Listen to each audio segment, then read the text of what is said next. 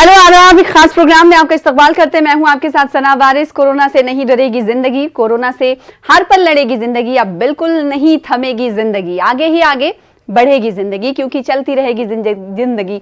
जी हाँ, आप देख रहे हैं हमारा खास प्रोग्राम चलती रहेगी जिंदगी। चलती रहेगी जिंदगी में रोजाना हम आपको किसी न किसी खास शख्सियत से मिलवाते हैं और साथ ही बताते हैं कि उन्होंने ऐसा क्या कारनामा अंजाम दिया जिसे आपको जानने की जरूरत है। तो आज भी एक खास शख्सियत से आपको मिलवाएंगे, साथ ही साथ एक माहिर डॉक्टर भी हमारे प्रोग्राम में होते हैं, क्योंकि कोरोना दौर चल रहा है और इस दौर में किन किन चीजों का खास ख्याल रखना है, मेडिसिन के हवाले से, साथ ही वैक्सीन के हवाले से कई तरह के सवाल आप हमसे जुड़कर पूछ सकते हैं। और अगर यहाँ पर न्यूज़ 18 उर्दू आपसे अपील करना चाहता है कि अगर आप भी हमारे इस खास प्रोग्राम का हिस्सा बनना चाहते हैं, चलती रहेगी जिंदगी का हिस्सा बनना चाहते हैं, तो टीवी स्क्रीन पर आपसे कुछ ही देर बाद नंबर फ्लैश होंगे, उन नंबरात को आप डायल करें और हमसे जुड़े। या फिर कोरोना दौर में आपने कुछ ऐसा कारनामा अंजाम दिया हो जिसे बरूए कार लाने की जरूरत है, यानी सबके सामने लाने की जरूरत है, तो वो हमसे जरूर शेयर करें। और आज जो शख्सियत जिनसे हम आपसे मिलवाने वाले हैं, उन्होंने कुछ ऐसा किया है जिसे हम आज उन्हें अपने प्रोग्राम में मधु करेंगे। तो सबसे पहले आज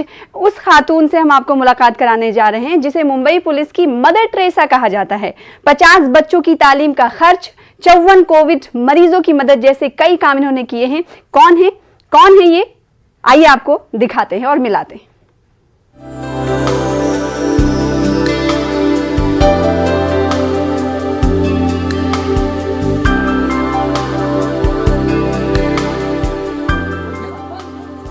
ऐसे कई पुलिस एहलकार होते हैं जो अपनी ड्यूटी से अलग हटकर लोगों की मदद करते हैं। मुंबई पुलिस में ऐसी ही एक पुलिस नायक हैं जिन्होंने इंसानियत की बेहतरीन मिसाल कायम की है। 40 साल की रेहाना नासिर शेख ने 50 बच्चों की तालीम का जिम्मा ले रखा है। कोविड के इस दौर में तकरीबन 54 लोगों को प्लाज्मा, खून और अस्पताल में दाखिल कराने की जिम्मेदारी निभाई। इनकी इस खिदमत को देखते हुए मुंबई के पुलिस कमिश्नर ने इन्हें एजाज से नवाजा। रेहाना ने रायगढ़ के एक स्कूल के बच्चों का 10वीं तक की तालीम का खर्च उठाने का यकीन दिलाया है। रेहाना जब इस स्कूल में पहुंची तो देखा कि कई बच्चे ऐसे थे जिनके पैरों में चप्पल तक नहीं थी। रेहाना कहती हैं कि एक साथी की मां को इंजेक्शन की जरूरत थी, इसके लिए इन्होंने काफी मशक्कत की और कामयाबी मिली, जिसके बाद इन्हें हौसला मिला और लोगों की मदद करने का इन्होंने काम शुरू किया। मैंने अभी तक मुंबई पुलिस कोविड हेल्पलाइन से मुझे मैसेज आता था कि जिसको प्लाज्मा चाहिए, तो मुंबई पुलिस में जो भी पुलिस वाले हैं और उनके रिलेटिव है, उनके लिए जिनको प्लाज्मा चाहिए, तो मुझे वहाँ से कंट्रोल से मैसेज आता था।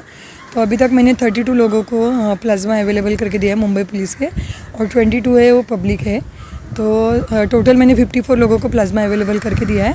और ऑक्सीजन बेड, ऑक्सीजन वगैरह, वेंटिलेटर बेड, ऐसे तो बहुत मतलब कम से कम 1-1.5 हज़ार लोगों को मैंने किया है हेल्प। तो आपने भी कुछ 50 बच्चों लोगों के जिम्मा भी उठाया पढ़ाई का, उसके लेकर स्टडी का, तो उसमें किस तरीके से अपनी पहल की? जी, मैंने ये मुक्काम पोस्ट जो धामनी है रायगढ़ में आता है, वहाँ पे मैंने 50 बच्चों को एडॉप्ट किया है। जैसे कि वो स्टूडेंट है, तो 50 स्टूडेंट का जितना भी खर्चा होगा स्कूल का, वो पूरा मैं करने वाली हूँ।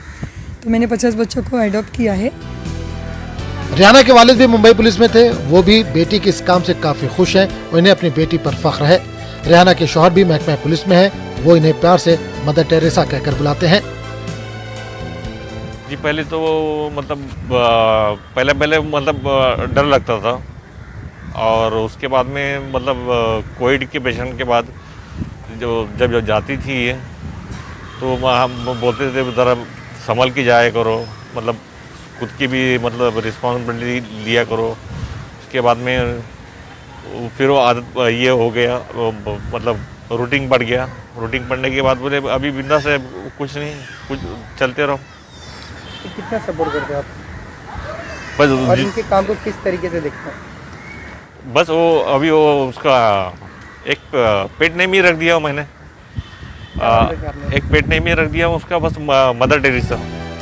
रेहाना ने आवाम से गुजारिश की है कि अगर आपके आसपास भी कोई मुश्किल में है, कोई गरीब है, किसी को मदद की जरूरत है, तो आप जरूर करें। इसके बाद आपको जो सुकून मिलेगा वो जिंदगी में किसी और चीज से नहीं मिलेगा। न्यूज़ 18 उर्दू, मुंबई। तो शख्सियत की आपने पूरी तफसील जान ली है और इसी शख्सियत को आज हमने मदऊ किया है रेहाना शेख, जिन्हें मदर टेरेसा भी लोग कहते हैं। अपने प्रोग्राम में शामिल कर लेते हैं खास मेहमानों को। रेहाना शेख साहिबा जो कि पुलिस नायक है मुंबई पुलिस में, आप से कुछ देर बाद टीवी स्क्रीन पर आपको दिखाई देंगी। साथ ही साथ डॉक्टर स्वाति महेश्वरी साहिबा जो कि सीनियर है इंटरनल मेडिसिन एक्सपर्ट, आपका भी इस्तकबाल करते हैं। रेहाना साहिबा आपको भी वेलकम करते हैं अपने इस खास प्रोग्राम चलती रहेगी जिंदगी में शामिल होने के लिए और चलती रहेगी जिंदगी में लोगों के लिए इंस्पिरेशन बनने के लिए। साथ ही साथ जो नाज़रीन हैं, जो व्यूवर्स हैं, हमें जो देख रहे हैं, उनको किससे इंस्पिरेशन मिली कोरोना दौर में, क्योंकि हमने देखा कि इंसानियत की बेहतरीन मिसालें मिलती रहीं और इसीलिए कहते हैं कि इंसानियत की बेहतरीन मिसालें जब देखने को मिलती हैं तो ऐसा लगता है कि अभी भी इंसानियत जिंदा है और एक दूसरे को सपोर्ट और मदद करने का जज्बा जिन लोगों ने कर रखा या फिर किया है वो भी हमसे जुड़ सकते हैं, क्योंकि न्यूज़ 18 उर्दू आपको ये प्लेटफॉर्म फराहम कर रहा है। आप हमारे प्रोग्राम में शामिल हो सकते हैं। व्यूवर्स से हमारी इल्तिजा है कि जब हमसे जुड़े तो अपने टीवी की वॉल्यूम बंद करें और हमसे सवाल करें। साथ ही आप ये भी बता सकते हैं कि आपने कोई ऐसा कारनामा कोविड के दौर में, क्योंकि लॉकडाउन था, कोरोना की मारामारी थी, दवाओं की मारामारी थी, उस दौर में आपने ऐसा क्या कुछ किया है जिसे हमसे शेयर करने की ज़रूरत है और लोगों से शेयर करने की ज़रूरत है, तो हमसे ज़रूर कॉल करें। साथ ही वो लोग जो वैक्सीन के हवाले से डर रहे हैं अभी भी, क्योंकि वैक्सीनेशन का मुहिम चल रही है ज़ोरों शोर से, लेकिन अभी भी कुछ लोग डर रहे हैं। साथ ही थर्ड वेव के हवाले से भी पहले पेशेंट गोई कर दी गई है, तो थर्ड वेव से कैसे बचा जाए, फैमिली अपने बच्चों को, अपने अजीज़ों को कैसे प्रोटेक्ट करे, वो भी हम जानने की कोशिश करेंगे डॉक्टर स्वाति महेश्वरी साहिबा से। सबसे पहले रेहाना शेख साहिबा, आपके जज्बे को सलाम। 50 बच्चों की पढ़ाई का बीड़ा आपने उठाया है, साथ ही कोविड मरीजों की जिनकी तादाद 54 है, कोरोना दौर में आपने इंसानियत की बेहतरीन मिसाल पेश की है। न्यूज़ 18 उर्दू आपको सलाम करता है। साथ ही आपसे सवाल ये कि जब कोरोना का वक्त था उस वक्त सभी लोग परेशान थे, जाहिर सी बात है, और सबके अंदर डर भी रहा था, और आपको ये कब सूझ में आया, कब आपको लगा कि लोगों की हेल्प करने के लिए ये काम करना चाहिए? क्या आपने सोचा जिसके बाद ये इकदाम किया, कदम उठाया? जी हाँ, पहले तो जय हिंद, अस्सलाम वालेकुम सबको। वालेकुम। मेरा नाम रेहाना नासिर शेख है, मैं मुंबई पुलिस में हूँ। फिलहाल मैं नायगांव पुलिस हेडक्वार्टर में ड्यूटी कर रही हूँ। सबसे पहले तो मैं आपको ये कहना चाहती हूँ कि मेरे मुंबई पुलिस में एक फ्रेंड है रविंद्र पाटिल, वो कोई पिक्चर्स देख रहे थे मोबाइल में। अच्छा। तो मैं बोली ये कहाँ का पिक्चर्स है, क्या देख रहे हो आप? तो उन्होंने बोला ये धामनी गांव के बच्चे यहाँ पे उन लोग का एनुअल फंक्शन का पिक्चर देख रहा हूँ। तो मैंने अच्छी बात है फिर, तो बोले आदिवासी बच्चे, तो मैंने अच्छी बात है। तो मैंने मेरी बेटी है नमरा नासिर शेख, तो मैं उनका सालगिरह है तो मैं वहाँ पे मना सकती हूँ क्या? तो बोले हाँ आप आ जाइए। और उसके बाद में मैंने सोचा कि ठीक है चलो जाएंगे। तो हम लोग ने सब तैयारी कर ली, लेकिन मेरे बाजू में, मैं एक पुलिस क्वार्टर्स में रहती हूँ, वहाँ पे एक पॉजिटिव आ गए कांस्टेबल, तो उनके वजह से हम लोग को होम क्वारंटाइन किया, हम लोग को एंट्री नहीं मिली बाहर। तो मैंने बोला, उसको कॉल किया रविंद्र को, मैं नहीं आ सकती हूँ, आपको मैं थोड़ा पैसे भेजती हूँ मैं अकाउंट पे, और आप वहाँ से सैनिटाइजर, मास्क, हैंड ग्लोव्स बच्चों को लेकर जाओ, खाने की चीजें लेकर जाओ, मैं सब आपको देती हूँ, और आप बर्थडे मना के मुझे पिक्चर भेज दो। अच्छा। तो शाम में जब मेरे पास तस्वीरें आ गई तो मैं देखती रह गई, कम से कम 2 से 3 घंटा तो मैं रो ही रही थी। मुझे समझ में नहीं आया, पहले अरे फोटो तो आपने मुझे अलग दिखाई थी और ये सब क्या है? तब रविंद्र ने बोले कि क्या कंडीशन ऐसी बैड है, तो वहां से मैं बोली प्रिंसिपल का नंबर दे दो। नहीं, आपको फोटो देखकर क्यों रोना? बच्चे ऐसे मतलब थे ना जिनके पैर में चप्पल नहीं है। मैंने जब एनुअल फंक्शन के जो फोटो देखे थे ना वो अलग थे मैम। अच्छा। बराबर, मतलब अच्छे कपड़े वगैरह पहने थे बच्चों ने, जो एनुअल फंक्शन रहता है, गैदरिंग जिसको बोलते, वो अलग अच्छे कपड़े थे। और जब ओरिजिनल रियलिटी के फोटो आने के बाद में यकीन नहीं हुआ, तो मैंने प्रिंसिपल सर को कॉल किया, सर आपको क्या जरूरत है, जितनी मेरी हैसियत है, मेरी 21 साल सर्विस हुई है पुलिस में, अभी हमको 7th पे से पेमेंट भी बढ़ चुका है, तो मैंने बोला जितनी मेरी हैसियत है सर मैं आपको हेल्प करती हूँ।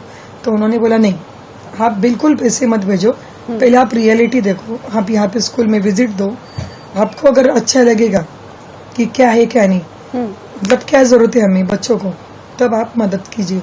फिर रमजान ईद आया, तो रमज़ान ईद को मैंने बच्चों को घर पे बोला है कि मैं किसी को कपड़े नहीं लूँगी, अच्छा। ना ही मैं ईद मनाऊंगी, ना ही मैं बहुत कुछ बिरयानी बनाऊंगी, ना मैं किसको घर पे बुलाऊंगी। ये सब का जो खर्चा है, ये सब खर्चा जितना पैसा लगता है, ये सब पैसा हम लोग इकट्ठा करेंगे और वो बच्चों को जाकर दे देंगे।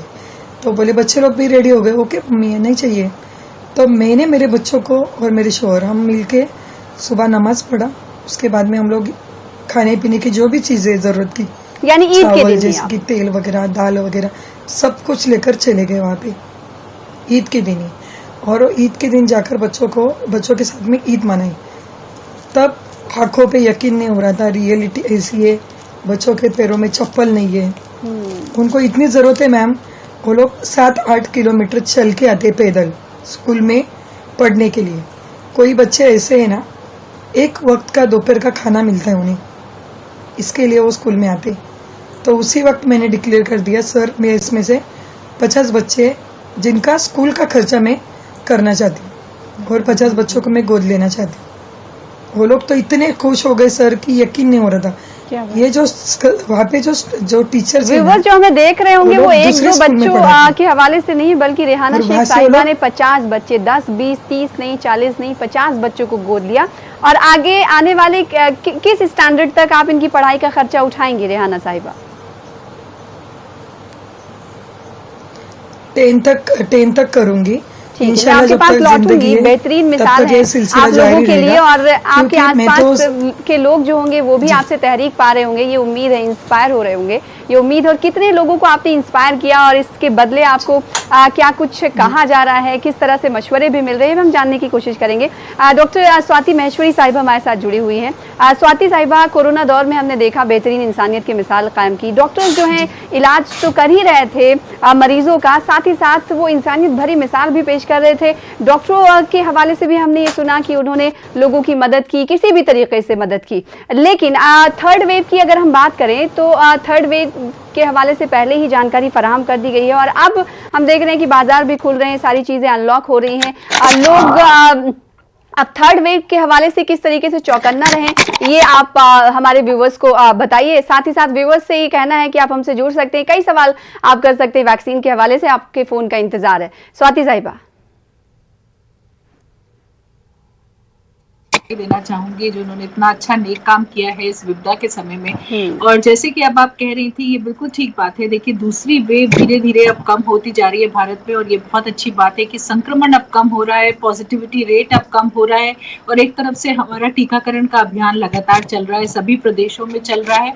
तो हम लगातार ये कोशिश कर रहे हैं कि तीसरी लहर जो जिसकी हम लगातार बात कर रहे हैं कि इसके आने की संभावनाएं हैं, वो हम लोग किसी तरह से रोक सकें, और अगर वो आती भी है तो वो इतना प्रचंड रूप धारण करके ना आए जैसे कि अभी हमने दूसरी लहर के साथ देखा है। यही इस वक्त कोशिश है, और उसमें लोगों का योगदान जो है इस वक्त बहुत ज्यादा जरूरत है उसकी।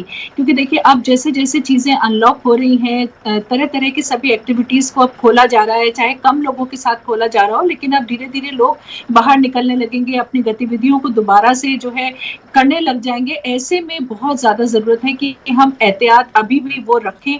हम ये ना सोचें कि अब सेकंड वेव चली गई तो अब कोरोना खत्म हो गया, अब हम आराम से जैसे पहले थे वैसे रह सकते हैं, ऐसा नहीं करना होगा। हम अपनी एक्टिविटीज जरूर दोबारा करें, लेकिन हम पहली चीज इस बात की कोशिश करें कि जल्द से जल्द हमें टीका लगे। तो जिन लोगों को भी टीका नहीं लगा है, जिन्होंने रजिस्ट्रेशन नहीं कराया है, उन्हें जरूर इस वक्त कोशिश करनी चाहिए कि वो रजिस्ट्रेशन कराएं और जल्द से जल्द उन्हें टीका लगे, ये कोशिश रहे। दूसरी चीज ये है कि जब भी आप बाहर निकले तो डबल मास्क लगा करके ही बाहर निकले। मास्क गीला हो जाए तो मास्क को चेंज करें, मास्क गंदा हो जाए तो उसे चेंज करें, 8 घंटे के बाद अपने मास्क को चेंज करें। इन बातों का ध्यान रखें, अपने हाथों को सैनिटाइज करें। और अभी भी हमें बहुत कोशिश करनी है कि हम कहीं भी भीड़ इकट्ठी ना करें। बहुत सारे लोग दोबारा घूमने निकल जाते हैं, पार्टियां करने लगते हैं, मॉल्स और पिक्चर हॉल्स वगैरह सब जाना शुरू कर देते हैं लोग। तो थोड़ा सा एहतियात रखने की जरूरत होगी, संयम की जरूरत होगी कि हम कहीं भी जहां ज्यादा भीड़ है वहां जाने से बचें, क्योंकि ये फिर से सुपर स्प्रेडर इवेंट्स बन सकते हैं। और ज्यादा दिक्कत की बात यही है कि हम नहीं चाहते कि जिस तरह से डेल्टा वेरिएंट ने भारत में इस बार बहुत ज्यादा संक्रमण फैला, उसकी वजह से वैसे ही कोई नया वेरिएंट आ जाए और उसकी वजह से संक्रमण फैले, ये संभावनाएं हम तभी कम कर सकते हैं जब हम खुद प्रयास करें, जब हम खुद भीड़ ना करें, जब हम खुद मास्क लगाएं। बिल्कुल, यानी तमाम चीजें अनलॉक हो रही, तो इसका मतलब ये है कि आप खुद को महदूद रखें। आप जाएं बाजार, बाहर जाएं, लेकिन खुद को महदूद रखें, क्योंकि यही अपने आप में एक आपके लिए बड़ा हथियार है। आप जाएं लेकिन प्रिकॉशंस लेकर जाएं। हमारे साथ व्यूवर्स जुड़ सकते हैं हमारे कॉलर्स के तौर पर, कई सवाल भी आप कर सकते हैं वैक्सीन के हवाले से। वैक्सीन मुहिम जो चल रही है, न्यूज़ 18 उर्दू भी वैक्सीनेशन के हवाले से मुहिम चला रहा है, संजीवनी का नाम हमने इसे दिया है। रेहाना शेख साहिबा आपके पास लौटे उससे पहले एक कॉलर आ गए हैं हमारे इस खास शो में, जिन्हें शामिल कर लेते हैं। हेलो, कौन सा, आप कहाँ से? हेलो, शायद उनसे राब्ता हमारा कट चुका है। रेहाना साहिबा आपके पास लौटूंगी, लेकिन छोटे से ब्रेक के लिए रुकेंगे। ब्रेक के बाद जल्द लौटेंगे चलती रहेगी जिंदगी में। वेलकम बैक, आप देख रहे हैं हमारा प्रोग्राम चलती रहेगी जिंदगी। दो खास मेहमान हैं जिनका हमने तारुफ करा दिया, उनसे सवाल जवाब का सिलसिला जारी है। रेहाना शेख साहिबा के पास एक बार फिर से लौटते हैं। रेहाना साहिबा, आपके शौहर आपको मदर टेरेसा कहते हैं, तो क्या सिर्फ ये शौहर साहब भी कहते हैं या फिर कई और लोग आपके इस बेहतरीन कारनामे की वजह से आपको मदर टेरेसा के नाम से जानने लगे हैं?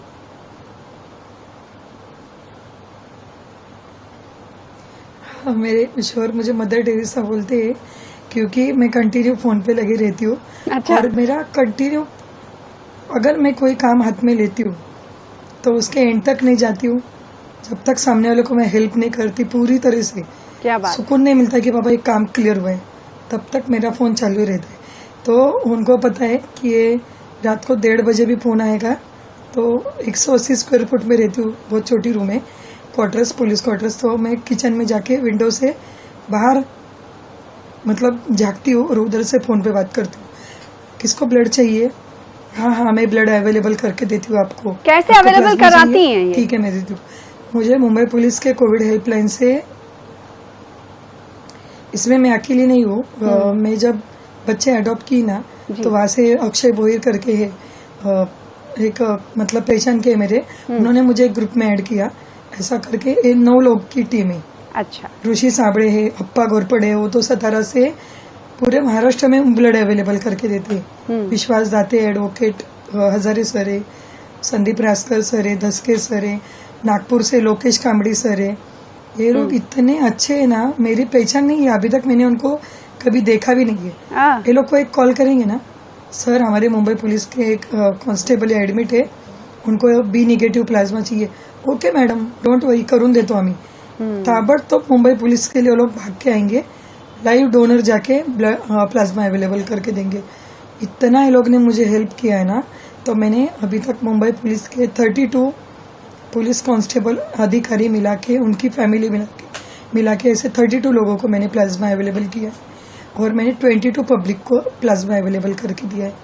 ऐसे मैंने टोटल 54 लोगों को प्लाज्मा अवेलेबल करके दिया है। तो 54 लोगों की मैंने जान बचाई है।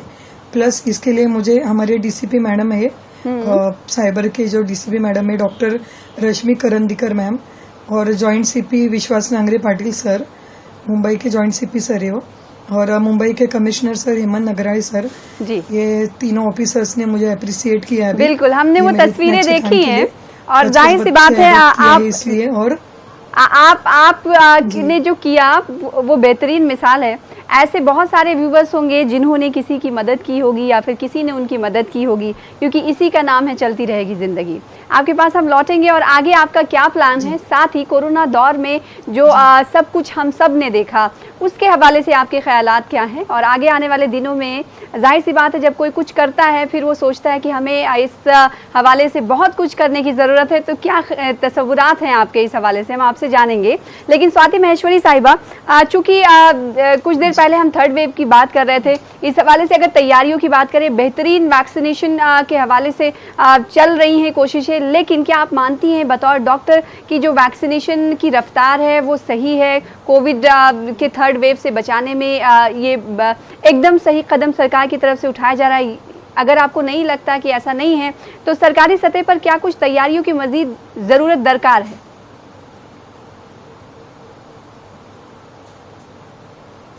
ज़्यादा से ज़्यादा लोगों तक वो पहुंच पाएं और ज़्यादा से ज़्यादा लोगों को हम वैक्सीनेट कर पाएं, और दूसरी तरफ लगातार ये प्रयास भी चल रहा है कि हम प्रोडक्शन को बढ़ाएं और ज़्यादा वैक्सीन जो है भारत लेकर के आए, चाहे वो फाइजर हो, मॉडर्ना हो या भारत की अपनी वैक्सीन हो, क्योंकि आने वाले समय में अब जाइडस कैडिला, बायोलॉजिकल ई कई सारी और ऐसी कंपनियां हैं जो कि वैक्सीन बना रही हैं और वो वैक्सीन भी उपलब्ध होंगी। लेकिन एक तरफ अभी जहां हमारे पास अभी बहुत ज्यादा वैक्सीन नहीं है और ये कोशिश लगातार जारी है कि हमारे पास और वैक्सीन हो, तब तक के लिए जरूर हमें कोशिश करनी चाहिए कि हम ये जो वैक्सीन हमारे पास अभी उपलब्ध हैं उन्हें ज्यादा से ज्यादा ऐसे लोगों तक पहुंचाएं जो कि ज्यादा बाहर निकल रहे हैं, जो ज्यादा सुपर स्प्रेडर बन सकते हैं, जो एक से दूसरे जिन लोगों का व्यक्ति का आपस में संबंध होता है, जैसे जो बाहर निकल रहे हैं हमारे, चाहे मार्केट में लोग हैं, टैक्सी ड्राइवर्स हैं या जो शॉपकीपर्स हैं या फैक्ट्री वर्कर्स हैं या इस तरह के लोग जो हैं जो कि ज्यादा एक दूसरे से संपर्क में आते हैं, तो वहाँ कैंप लगा के उन्हें वैक्सीनेट करने की जरूरत है। हम पहले वैक्सीन इन लोगों तक पहुंचाएं जहां हॉटस्पॉट्स हैं, जहां ज्यादा संक्रमण तेजी से बढ़ता है, इस तरह के एरियाज को चिन्हित करना बहुत ज्यादा जरूरी है। पोस्ट कोविड कॉम्प्लिकेशंस भी एक अहम मसला है।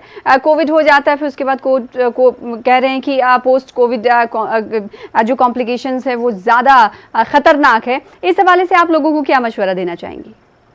जी हाँ, बिल्कुल। देखिए, लॉन्ग कोविड एक एंटिटी है अपने आप में और जिन लोगों को कोरोना हो चुका होता है 12 हफ्ते के बाद भी अगर उनको लक्षण दिखाई दे रहे हैं या तरह तरह की अब समस्याएं सामने आ रही हैं, ब्रेन फॉगिंग की समस्या है, कमजोरी महसूस होती है, थकान, सांस लेने में दिक्कत, चढ़ने में सीढ़ियां दिक्कत होती है, बहुत सारे लोग अवसाद, एंजाइटी, पैल्पिटेशन, इन सब चीजों की बात करते हैं, तो बहुत जरूरी है सबसे पहले इस चीज का ध्यान रखना कि एक तो आप सचेत रहें, किसी डॉक्टर के संपर्क में रहें ताकि कोई नया सिम्टम अगर उभर कर आता है तो आप तुरंत अपने डॉक्टर से उसे डिस्कस कर सकें।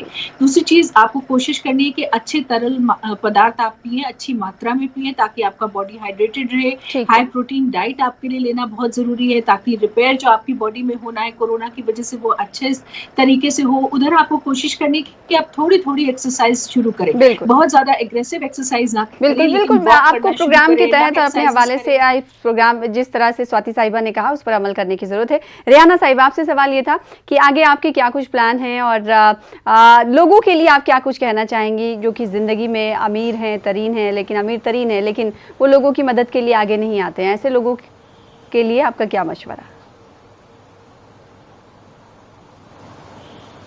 जी, मैं तो भारतवासियों को पूरे महाराष्ट्र की जनता को ये कहना चाहती हूँ, अभी हम लोग के पास तो हम गवर्नमेंट जॉब है, हम लोग को तो पेमेंट आती है हर महीना, बिजनेसमैन है उनके पास पैसा भी है, बहुत सारा पैसा है। मैं ये कहना चाहती हूँ जो अमीर है उन्होंने अपने मतलब जिनके पास पैसा है उन्होंने हर एक इंसान ने ये सोचा ना कि मेरे पड़ोसी अगर वो मजदूर है या तो कुछ नहीं कमा पा रहे हैं, उनके घर में अभी लॉकडाउन की वजह से पैसा ही नहीं है, तो हर एक इंसान की जिम्मेदारी अगर हर एक पैसे वाले आदमी ने लिया तो यही इंडिया में कोई भूखा नहीं रहेगा। बिल्कुल, इस्लाम भी एक बात कहता है कि आप अपने सबसे पहले इसकी शुरुआत अपने पड़ोसियों से कीजिए। आपका पड़ोसी अगर भूखा है तो अल्लाह आपसे राजी नहीं है। जी,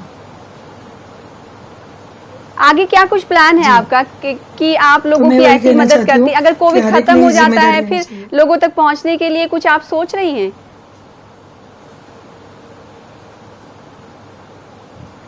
कोविड भी खत्म होता है ना मैम, तो भी मैं ये काम जो मेरा जो अच्छा ये काम चालू है ना, जैसे कि किसको ब्लड चाहिए, अभी तक तो ब्लड का भी मैंने बहुत हेल्प की हो जी। कम से कम मैंने 50-60 लोगों को ब्लड अवेलेबल करके दिया कोविड में। ठीक है, और आपके इन तमाम कारनामों को एक बार फिर से न्यूज़ 18 उर्दू सलाम करता है। स्वाति साहिबा, कई सवाल थे जो आपसे जान की जरूरत थी लेकिन वक्त की बहुत कमी है, इस लिहाजा प्रोग्राम को इस वक्त खत्म करना होगा। आप दोनों का बेहद शुक्रिया अदा करना चाहेंगे हमारे इस प्रोग्राम चलती रहेगी जिंदगी में शामिल होने के लिए। फिलहाल इसी के साथ मुझे दीजिए इजाजत। देखते रहिए न्यूज़ 18 उर्दू। आदाब।